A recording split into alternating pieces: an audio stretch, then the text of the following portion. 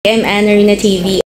From watching the movie, impression ko, pwede din siyang gawing teleserye. Parang feeling ko, maganda siyang i-develop in a series. Have you considered that?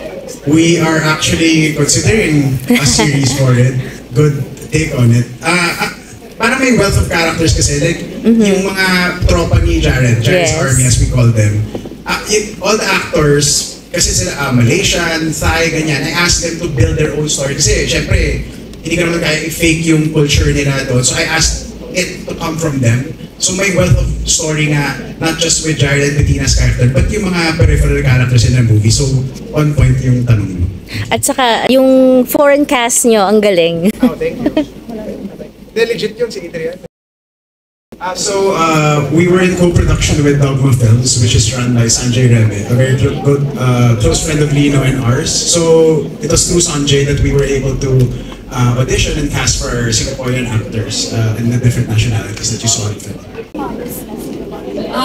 Yes, one time I opened the elevator and then it was just like a random day, but there was like 3 men dressed in black, head to toe from pants, and I was wondering, Halloween ba to or hindi? And I realized hindi naman to Halloween. So yeah, I was going down, but instead I said, no, I'm going up. So I didn't ride the elevator. How about you, Direct? Well, kami actually, this experience, one of the scariest also, I shared with Dino Cayetano and Shugo Praico, my partners in Rain. We were in Hong Kong for Film Mart. We rode the elevator, which didn't have a basement, and apparently there was this guy just waiting for us there. So we rode up, and we were looking at each other thinking, oh my god, is this guy a ghost or something? Then we exited our floor, the guy was following.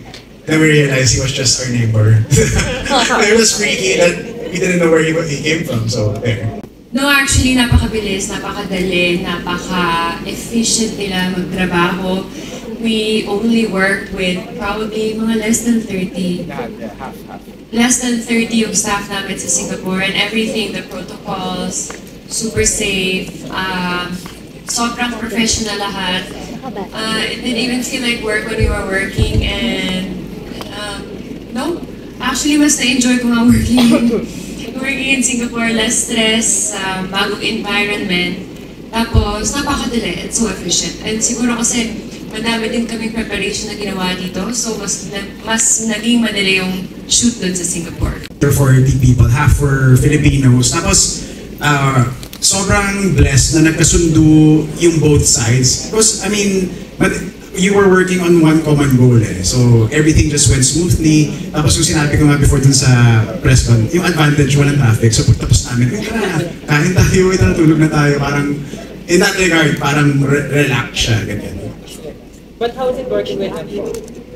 Kylie and Pao? Yeah. Sobrang okay. I mean, I think I'm a new director and I've been blessed to work with not just talented actors but sobrang dedicated. So, I could not have asked for any better collaborators in the project. I've always wanted to work with Paolo. Isa siya sa mga artist na gusto ko talagang maka-work kahit nag-start pa ako sa showbiz. Actually, my first movie was with him, Kasal, with Director Ruel Bayani.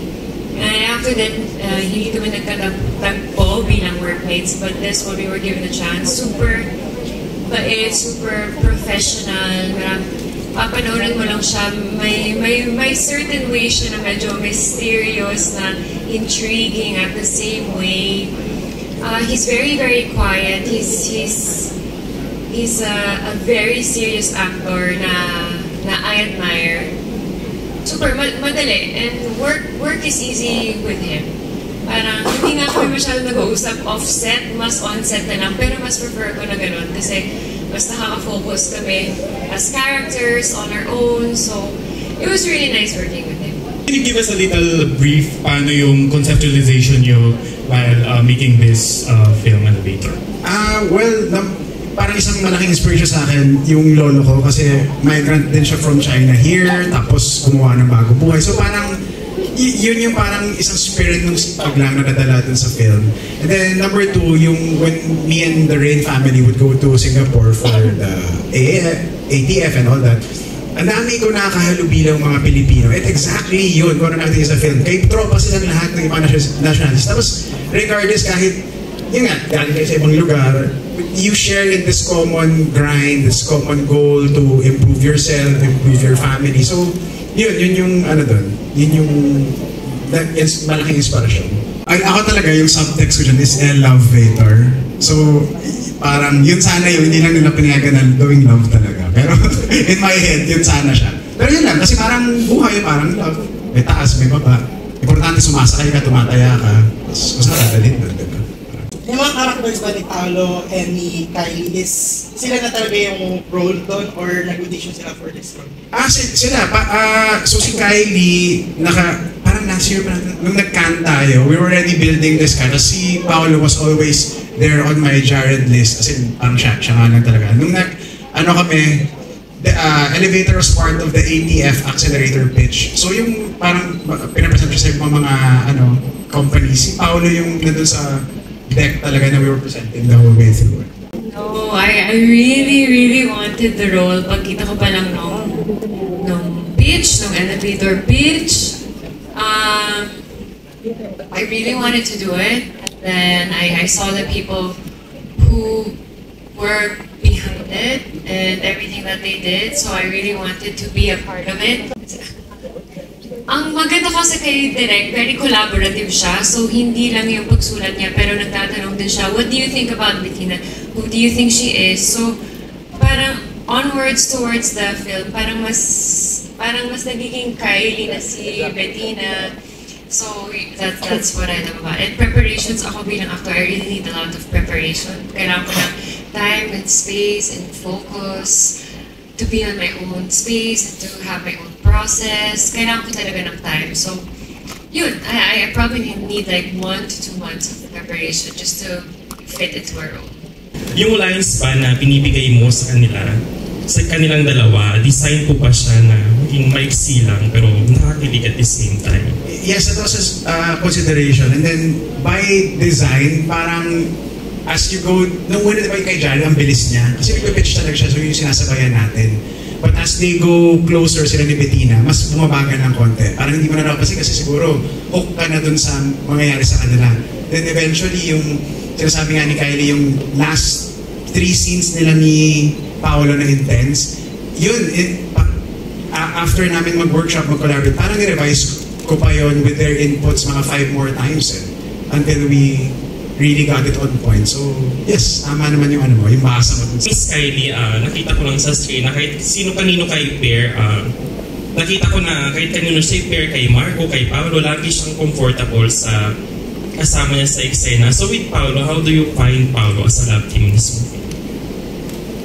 I don't think Paolo and I are co-stars here. Probably not like a love team, but we're more co-stars and more co-workers. He's amazing. Tinitingnan ako siya bilang isang malaking, isang sorry, galing pa. Jet lag pa si Kylie. Jet lag ako, guys. Pero I really admire him bilang isang aktor. And magaling. Siguro, both pareho kaming taga Baguio, so we can relate to a lot of things. We both grew up in Baguio. We both siguro are in showbiz, so we have lots of friends in common also. So hindi siya naging mahirap to become comfortable with one another. So, ayun. So nabanggit mo kanina si Paolo na pakatahimik sa set, very reserved. So what is the best experience or memories na pag-usapan niyo with Paolo on the set? Si Paolo, mahilig siya mag-joke. Parang medyo bolero din siya, no? Oo, very cold and very deadpan. Yung medyo sarcastic in a way, pero masarap din siyang sumadan. So parang mag-joke siya, mag-joke ka din. So, yung walang tawanan pero sumbatan lang kayo. Yes, pwedeng may sequel, but ako lang parang gusto ko lang mag-iwan ng hope for the audience after. So maski yung huling shot natin na yung uniform na parang nagbabagay-way bilang flag. So parang yun more of to inspire, uplift, ganun. So kung may part 2, hopefully with your support maraming manood and then we do get a part 2 and a 3 even.